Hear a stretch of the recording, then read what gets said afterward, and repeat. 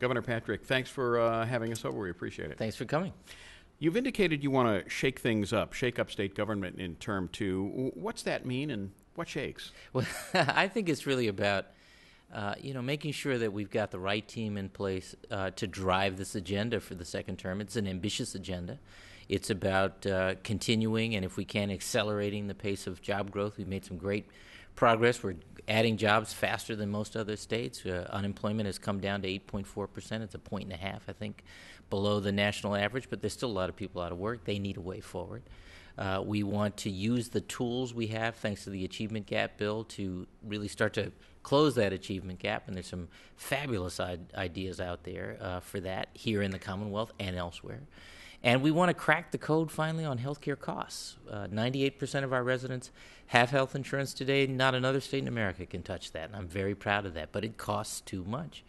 And the work we've done to cap rates, to enable small businesses to get the buying power that big businesses do by joining together and buying their health care, those are steps in the right direction and will make a difference and have already. But I think payment reform is the next big step, and it will be hard. And so having a team across government that wakes up every morning saying, now what can I do in my area of influence to help drive that agenda forward and leave a better Commonwealth is what we want to have. Let's talk about a couple of those things. As you mentioned, the economy is beginning to bounce back, at least some. Some jobs are being created, but a lot of the major employers in Massachusetts have signaled a basic unwillingness to create a large number of jobs, as they did in the past. Give me a concrete example or two of what you plan to change that, to accelerate job growth. Well, first of all, the most jobs in Massachusetts are in small businesses, 50 or fewer. Overwhelmingly, that represents the type of business we have in Massachusetts. And their two biggest concerns right now, as the commercial activity that they see is picking up, is the cost of health care and access to capital. We put in place already, through something called the Commonwealth Capital Fund, a way that the state can offer loan guarantees to help small banks, community banks, start lending again to small businesses. This has just gone into effect, and that should help. And I mentioned the work that we have done and want to continue to do around the cost of health care, which will make a big difference. Our strategy on job growth has been focused on three things: on education investments, on innovation, and on infrastructure. Education, because it's our calling card around the world. A well-educated workforce really does make a difference and attracts a certain kind of business here, largely in that innovation space, so the life sciences, clean tech, increasingly the new IT, meaning robotics and video game developing. This is where a lot of the growth has come from, and precision manufacturing related to that, because we're making more of the things we invent. So in all these areas, and then of course the unglamorous work of government, the roads and bridges and rails and broadband expansion and so forth, housing and investments, which have been neglected for a long time, and we started to turn that around in the first term. We want to continue that in the second. If education is key to job growth, can you say that public higher education will not suffer budget cuts in the coming state budget that you're going to unveil within a couple of weeks? Yeah. That will be, as you have said, that will contain, as you have said, $1.5 billion in budget cuts. That's right. We're going to spend $1.5 billion less next year than this year, because we have to, and everything is on the table. And I think, and frankly, there's no way around that, because we've had to cut billions of dollars out of spending over the last few years anyway.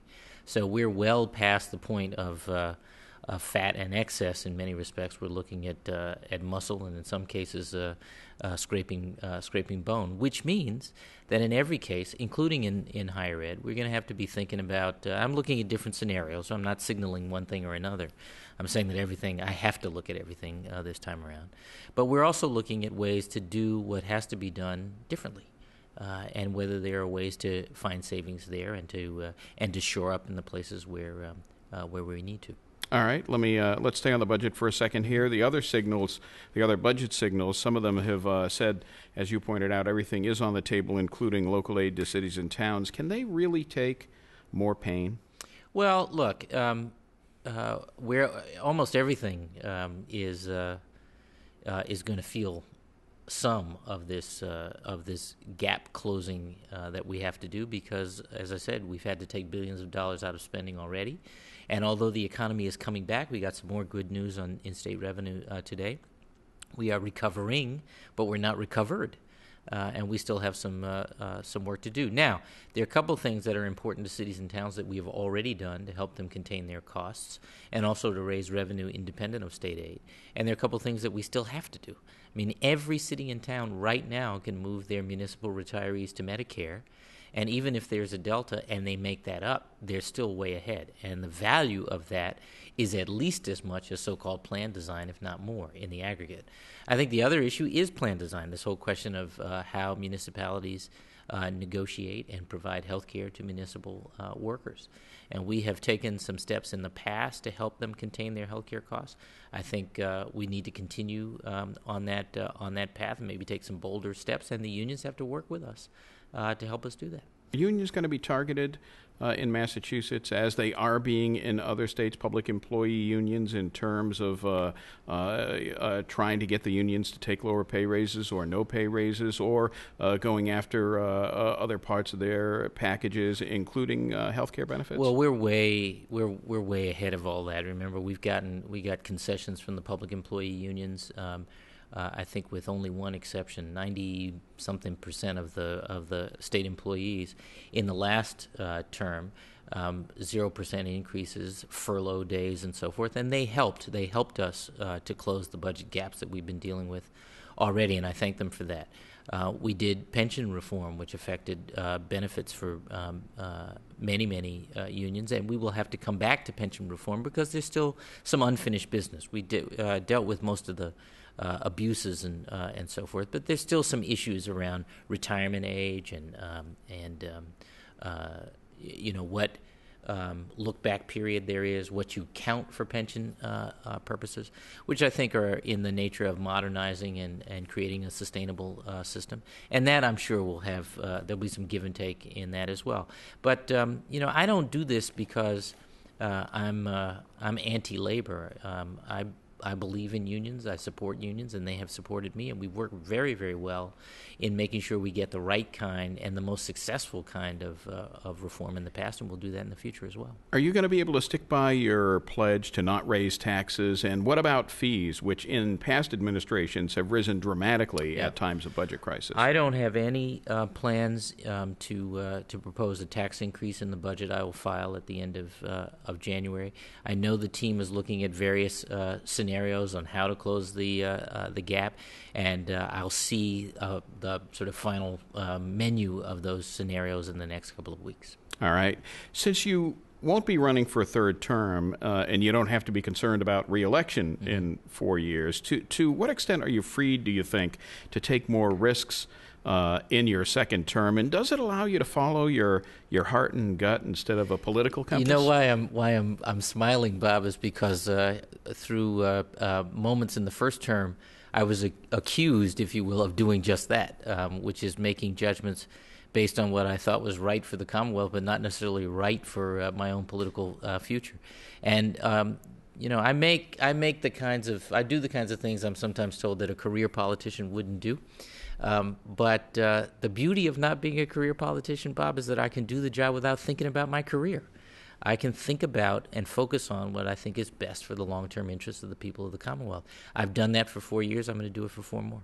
In 4 years, what do you want people to be saying about Deval Patrick when things wind down for you here? Well, I want them to say that their government is smarter, faster, more responsive, and that we have done things in service of our generational responsibility that have left and will leave a better Commonwealth than we found. You said a couple times in recent days that you want to wait for the state review to be finished before commenting on the controversy in the case about Dominic Sinelli, the parolee who shot and killed a Woburn police officer last week during the robbery attempt and then was killed himself in the exchange of gunfire. Let me ask a broader question about parole. Though sometimes very controversial, parole is viewed as crucial in the correction system to help transition inmates through the process of incarceration. It's used as a carrot, so to speak, to get them to behave while they're in jail. Right. If you're good, you might get parole. Right. Is parole, in your view, necessary? Sure, parole has a role, and there are two questions that are begged by this horrific tragedy. One is there something within the rules that the parole board could have done, should have done, and didn't that would have prevented this? And the second is, are they the right rules? And do we have the right parole eligibility for the right set of offenses? And I think all of that has to be on the table, and is. And I think to make those judgments, you have to have some data and some insights, and that's what I'm asking my team to give me. Are you questioning whether there should be parole for someone who's serving 3 life terms? I think it's a perfectly fair question and a natural one, and one that I think the people of the Commonwealth are asking just like me. But just for clarity's sake, parole in general plays a useful role in your view. Of course. You know what? If you go back to probation, just to put parole to one side, the whole controversy around probation. Remember, it was more than a year ago that we proposed a merger of probation and parole as a part of creating a more comprehensive step-down strategy for people who are coming out of incarceration, most of whom do. After they serve their time, they come back into the community. And today, I'm not persuaded that they're coming back more, I'm not persuaded that they're coming back less dangerous than they were when they went in. I think in some cases they're coming back more dangerous. And I think it's because we don't have a modern professional system, tried and true, tested in other places to assure that people are reintegrated into productive mainstream life. Parole has to be a part of that. Probation has to be a part of that. The sheriffs have to be a part of that, education, and so on.